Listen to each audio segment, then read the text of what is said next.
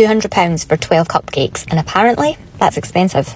I have a candy business and I charged $120 for this 2 dozen order of candy skewers. I sold this cake and cupcake order for £545, but I didn't make a profit.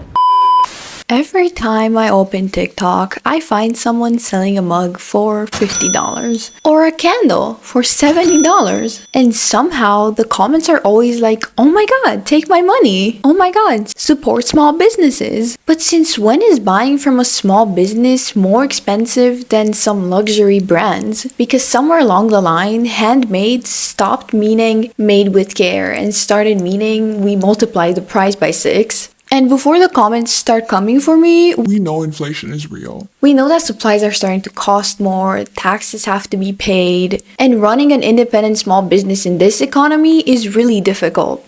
I'm not saying it's easy, but at some point we have to draw the line. I'm sorry, I'm not paying $12 for one single cookie, or $18 for a slice of banana bread. Sue me, I guess. How much do I make as a stay-at-home mom treat maker? Let's find out. My base price for chocolate-covered strawberries is $50 a dozen. We all remember that one infuriating sound that goes, it costs that much because it takes me fucking hours, or whatever. Well, that's still going on, but instead of the annoying TikTok sound, we now get the breakdown video. You've 100% seen this at least once. A person leaves a comment being like, hey, maybe $10 for one single cookie is a little much. And the owner of the small business will reply with a 3-minute defensive video calculating their hourly wage, rent, and emotional labor. And the funniest part is, a lot of these videos of ingredient and cost breakdowns start with box cake mix.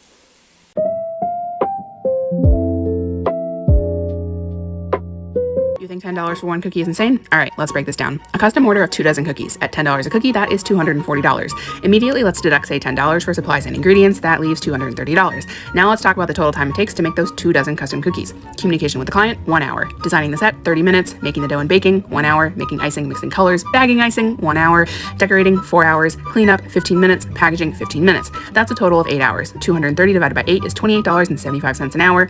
40 hours a week for 50 weeks a year, because yes, I would like 2 weeks of unpaid vacation. That's $57,500. Is $57,500 a year an insane salary? Also, let's take into consideration that I live in New York City, one of the most expensive cities to live in. If I charged half that at $5 a cookie, which most in this comment section would still call too much, that would be a salary of $28,750. Alright, let's get one thing straight. Supporting small businesses does not mean turning off common sense. It doesn't mean whatever product this person's making is worth the price that they're slapping on it just because it's made by one person and not a corporation. If someone spends hours making something, of course they deserve to make enough to cover their hourly rate, as well as materials, and make a profit. That's just how a business works. But the other half of the equation is if the customer actually thinks that the product is worth what they're being charged. You can't just put an outrageously high price on something and just expect people to pay it because it's handmade. There is a limit. £20 for one cupcake and £90 for the full box. And before anybody says anything, I already know people are going to think that's expensive. But everything on those toppers is made by hand. So it's not just a cupcake. It's the baking, the decorating, the time it takes to screenshot everything, resize and print everything, and the level of detail that goes into it. And for this box as well, the customer chose premium flavours, which added to the price being £90. Oh, what is qualified as a premium flavour? Say the cupcakes should be around £2.50 Nutella? Each. Or another comment that people love to say is, I can get something the same as that somewhere else for cheaper. But it actually wouldn't be the same thing. And that's kind of the whole point. Not every cake is for every budget, and that is completely fine. Not every person is my customer, and that's absolutely fine also. Because until you've actually made toppers like these for yourself from scratch, editing, printing, cutting, doing all the fondant work, it's very easy to underestimate them and assume that these cupcakes are overpriced. But realistically, what would you pay for these? Let me know in the comments. Okay, so first of all, what is considered a premium flavor? Because I literally just saw Nutella and Biscoff, which seem to be pretty basic in my opinion. Like, they look pretty and they look good, but would I pay that astonishing price? Absolutely not. 20 pounds for a cupcake is insane. I do not care how good it looks or how long it took you to make. I'm not buying that. Like, yes, it can 100% be a reasonable price for the work that she puts in them, but still, it's a cupcake. That's what I meant by you can't just slap a high price on anything ever just because it's handmade. It just gets to a point where it's ridiculous. That's genuinely ridiculous. You can't be charging 20 pounds for one cupcake. You should be charging 5 pounds, and I'm being generous there. Okay, 5 pounds, in my opinion, is a little low, but 20? Girl, 20 pounds a cupcake and the top is literally printed off onto sugar paper. Me saying I'm not going to pay 20 pounds for a single cupcake is not hating on a small business. It's just having a way different idea of what that cupcake is worth. If your pricing only works because people are too afraid to say it's too expensive, then you're not beyond criticism. The fact that it's homemade doesn't automatically mean you can just be outrageous. You know, if you have to make a whole video defending your prices, maybe, just maybe, your prices are A little insane? And of course, countless TikTok small businesses have gotten into so much drama for this exact topic. Does anyone remember the strawberry mug girl from like 2 years ago? If you don't, oh, you're in for a treat. Basically, this creator went to a market and was taken aback by the price of this ceramic strawberry mug that she wanted to buy. Such a cute mug, like I'm just gonna get it. Like I was like, whatever, like I'll just get it. Didn't ask how much it was. She's like, yep, that's all good, you can tap, it's 100. She's like, oh no, she's like, it's all good, you can tap. Fucking look at the F-Boss machine, $125. Look how small this mug is. Like, it's literally tiny. That's like a proper mug size. I was like, she like fully wrapped it and put it in a bag and like I was about to tap. So I was like, there's no way I can be like, no.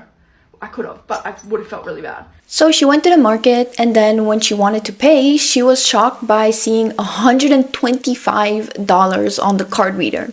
$125 for a mug. She never said anything else about the business, and she didn't even name them. She just said she was surprised by the price. And that she still paid for it because it would have been awkward to be like, no thank you, after she already decided to buy it. Which is fair enough. I also think it would be a little awkward to go pay for something and then be like, oh, no, I'm good, never mind. I would also be taken aback if someone told me they're selling a mug for $125. I'm sorry, I don't give a fuck. I'm not paying $125 for a handmade mug that probably can't even go in the dishwasher because it is handmade.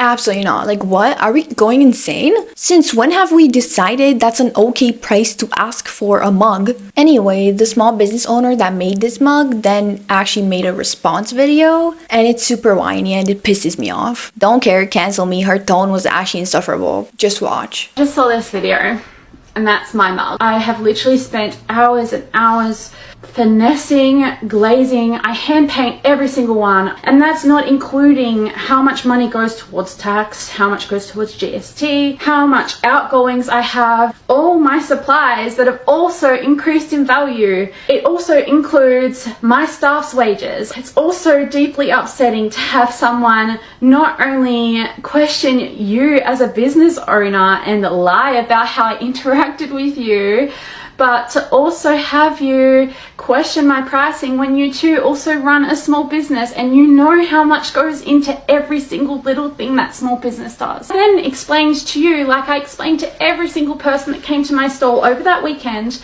that all the prices were placed on the bottom and you can pick up, handle, you don't have to purchase anything. By the way, this small business owner now has over 1 million followers on TikTok, and I'm pretty sure that at the time of this controversy, I heard that they have a whole team producing these things. So I don't know why they think they're a small business. For me, a small business is someone who has like 1 employee. So I wouldn't even call myself a small business if I was this size, but that's another story. Anyway, this was like a whole saga, and the OG video creator came out to say that the interactions that the business owner claimed happened never happened. But whatever, we're not gonna get into that right now because it just infuriates me. Point stands, these businesses will go crazy if they hear someone is even slightly questioning their insane pricing. And then they sit there and ask themselves why no one's buying anything from them. You attend a market that promised 20,000 people and sold nothing. Let's see what she's selling.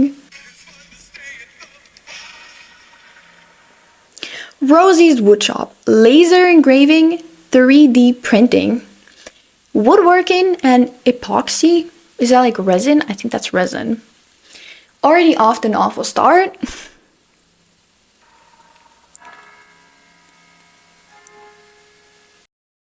Okay, yeah, I can see why nothing sold. You're telling me that the main thing you're selling at an art market in 2026 are 3D printed vases and epoxy stuff? And you're wondering why no one's buying it. Because 3D printing is not an art form. At least the stuff behind you isn't. Literally looks mass produced. And she's probably selling them for like 70 a piece. Like, for you to have such heavily marked up prices and then get mad because no one's buying from you when your stuff looks like it came straight from the Temu factory is crazy. Bringing 3D printed stuff to a craft fair is like bringing a frozen meal to a cooking competition.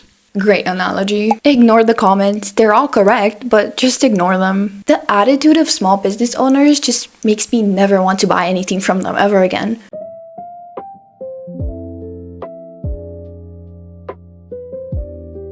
$48 for a keychain. And by the way, these aren't even made by her. She has a manufacturer. Honestly, half of these small businesses are insanely expensive handmade stuff, and the other half is just expensive drop shippers. None of their stuff is handmade, just made in China. Well, another day, another shitty company dropping into my DMs, trying to get me to sell you their shitty jewelry. I can almost guarantee you that nothing is designed in Greece and nothing is crafted to be treasured.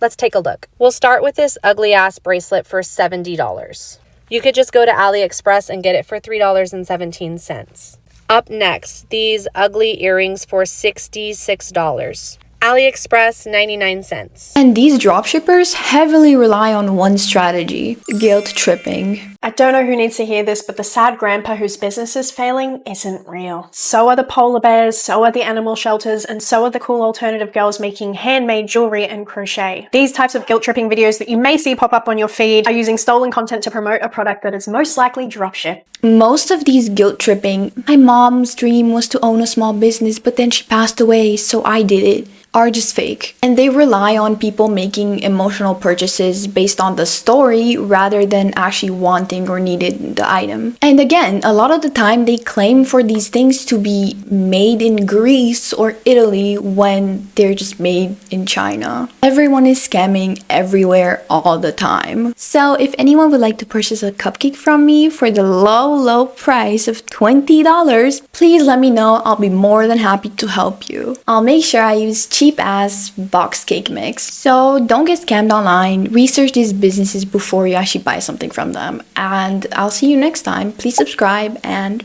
bye bye.